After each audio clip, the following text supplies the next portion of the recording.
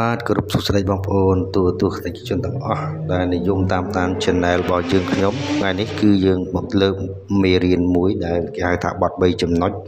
មកបញ្យល់ប្រាប់បងប្អូនបាទការបទ3ចំណុចហ្នឹងគឺ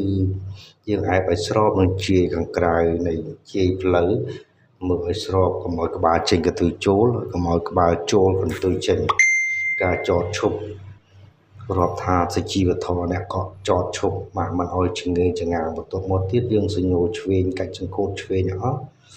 យើងចាប់ផ្ដើមបត់ទៅទីម្ដងបាទអញ្ចឹងបន្ទាប់មកទៀតយើងបាទយើងមើលចកឆ្វេងចកស្ដាំឲ្យបានត្រឹមត្រូវបាទទើបបានយើងកាច់បត់ហើយកាច់បត់មកដល់ពាក់កណ្ដាលផ្លូវមើលទី1បើសិនតែផ្លូវធំគឺយើងយកស្មាយើងចំពាក់កណ្ដាលផ្លូវនៃគំនុកសញ្ញាបើសិនផ្លូវនឹងតូចយកចង្កូតបាទយកចង្កូតលើសពាក់កណ្ដាលផ្លូវបន្តិចទៅយើងចាប់ផ្ដើមកាច់ស្ដាំបត់ត្រឡប់ក្រោយមកវិញបាទនឹងជាការស្វែងយល់ឲ្យបានដិតដល់រាល់ការបត់ត្រឡប់ក្រោយទៅហើយបត់មកវិញនេះគឺជាមេរៀនមួយដែលក្នុងការប្រឡងគេហៅថាបត់ត្រឡប់ក្រោយឬមួយក៏បត់3ចំណុចចឹងបងប្អូនបានស្វែងយល់ឲ្យបានច្បាស់លាស់ដើម្បីងាយស្រួលនឹងការបត់ត្រឡប់មកផ្ទះវិញការងាយស្រួលបត់ដែលពេលយើងច្រឡំផ្លូវយើងត្រូវបត់មករកផ្លូវត្រូវវិញឬមួយក៏យើងទៅផ្ទះមិត្តភ័ក្តិហើយត្រូវបត់ត្រឡប់មកវិញយើងត្រូវយល់ដឹងដែររាល់ការបត់ត្រឡប់ក្រោយអញ្ចឹងរាល់ការរៀនរបស់យើងខ្ញុំមើលយល់ឲ្យបានដិតដល់រាល់ការបត់បាទ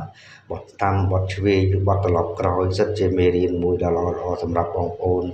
ហើយនឹងអាយ៉ៃត្រង់អាយ៉ៃថយក្រោយត្រូវតែយល់ដឹងការទៅមុខមិនសំខាន់ក៏ប៉ុន្តែយើងទៅចង់ឲ្យច្បាស់ការដែលមើលកញ្ចក់ឆ្វេងកញ្ចក់ស្ដាំវាអាចទៅស្រួលក៏ប៉ុន្តែយើងត្រូវតែប្រកបក្នុងការទៅដែរមួយទៀតយើងថយក្រោយគឺជាការថយក្រោយយើងមានការសុភចិត្តដូរផ្លាស់ពីការគិតរបស់យើងមកទៅមុខមកថយក្រោយវិញវាលំបាកក៏ប៉ុន្តែសិក្សាពីលំបាកនឹងឲ្យទៅជាប្រភេទថាឲ្យងាយស្រួលវិញទើបបានយើងមានការស្ទាត់ជំនាញក្នុងការបើកបរយើងរៀនដ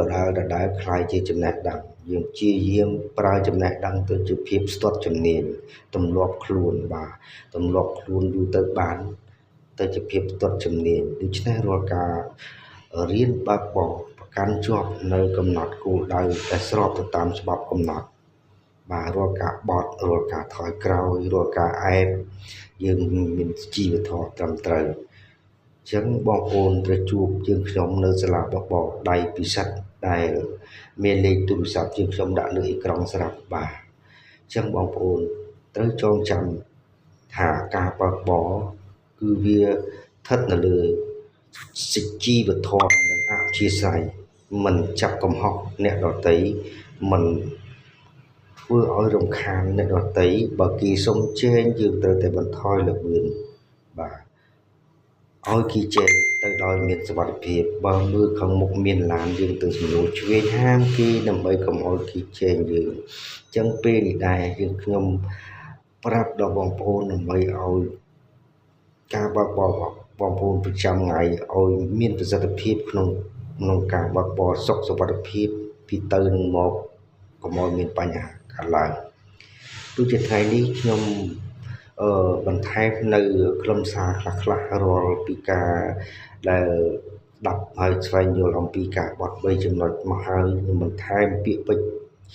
នៃជាខ្លឹមសាររបស់ចំណេះដឹងបើកបរខ្លះឲ្យបងប្អូនបានយល់បានត្រឹមត្រូវ